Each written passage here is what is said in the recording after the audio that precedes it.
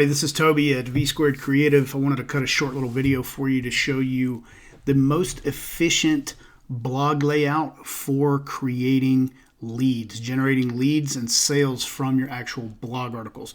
I get a lot of my clients, potential clients, balk a little bit at the idea of writing a blog article or keeping an active blog on their website.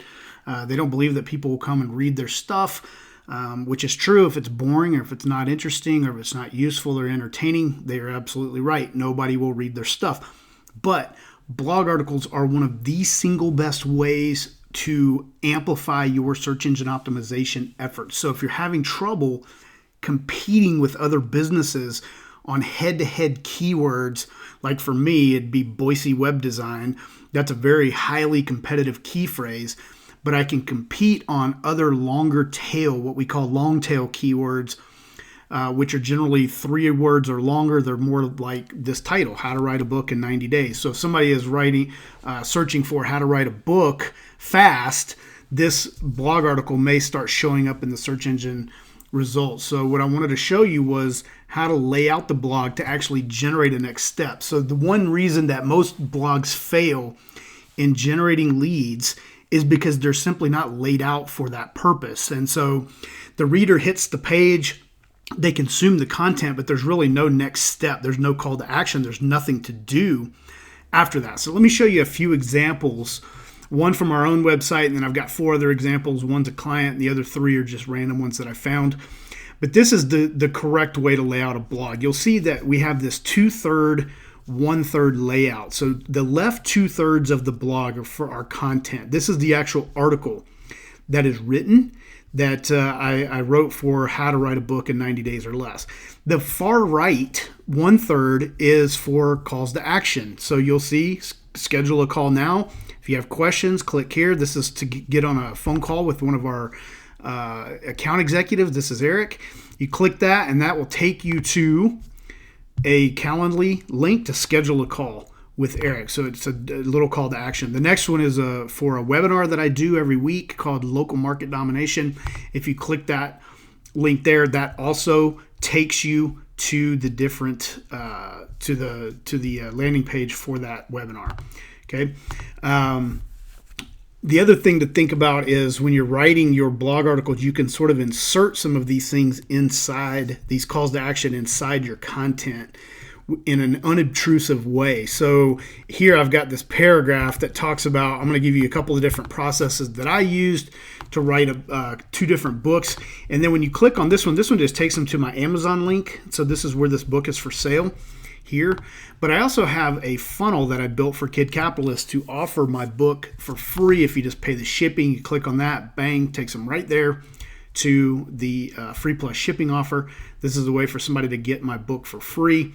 They just have to pay the $5.95 in shipping. But what that does is it gets them onto an email list for me to follow up with them on. So you see we have this here, and then at the bottom down here, I insert another call to action to this same landing page to get that free plus shipping offer. So you can see that throughout this blog article, I've got 1, 2, and I've got 3, 4, 5 different calls to action in this blog article. This is how you get your blog to actually generate leads, is by you're basically presenting some content, some valuable content that they can consume, but you're also unobtrusively and subtly sort of saying, hey, if you want more, here you go. If you want more, here you go. And you just insert these little links throughout in a way that's not annoying and not distracting. Some companies are better at this than others. You can use exit pop-ups. You can use different things like that. I choose to keep it pretty low-key. I kind of like this subtle approach a little bit better, but that's just my personality. You could insert basically ads inside of your content. I'll show you there's some examples of how that's been being done through these other companies, but that's basically the concept. You want to lay this out in a 2/3, 1/3 way so that you get these calls to action throughout. So let's take another look at another example. This is an assisted living facility that we work with. This is called Ashley Manor Memory Care. And what we did is we built this resource center for them that cover a bunch of different topics. So financial, legal, health, wellness, caregiving, and some general information. So let's say you click on the health and wellness. Here you go in, and these are all the blog articles that we've written for them on this page here. How to handle troublesome behaviors caused by dementia. You can see again we're using this 2/3, 1/3 layout. So over here we have our content, and over here we have our calls to action. The main thing we want them to do for our client is to take a tour. So we have that kind of front and center. They can get a guide on choosing a memory care facility. They can get a nutrition and fitness guide here. Same thing, okay? So we insert these calls to action throughout the page. This next example is from Digital Marketer. Digital Marketer has really kind of pioneered this whole concept of the 2/3, 1/3 layout. You can see they have theirs here. They do this PDF download. These go straight to, like some of these are blog articles, but like this one right here is going to go right to a landing page that's going to capture your email. Same thing, loving our content, sign up for lab. It's there. They also have another call to action right front and center. Download the free 10-point LinkedIn audit. You'll notice that this is congruent. This particular lead magnet or download right here that you're going to click on. So if you click on that, it's going to take you to load the 10-point LinkedIn audit. You put in your information. You get this PDF emailed to you. But the thing to keep in mind is that's very congruent. So they've got this blog article, LinkedIn ads campaign. Okay. And then they offer you a free download, a 10-point LinkedIn audit. So those two things match. Now, if they were to come back and say, here's our 10-point Facebook audit, that might be a little incongruent and it might not work as well. So they tie these together very nicely. You go through their content and read it, consume it. And when you get down to the end, and they usually write really long blog articles, and that's why they rank really high. But when you get down to the end, you'll see here, you've got another, this is that audit, that 10-point LinkedIn audit. So they've got that in different places throughout the blog article. Okay. The next one is Bark Post. This is a lifestyle, animal lifestyle blog site called Bark Post. They also sell different things. You can subscribe. So they've got this header right up at the top that says subscribe today, and this takes you right to their landing page. So instead of putting their featured image up at the top here, they put basically an advertisement, which is very clever.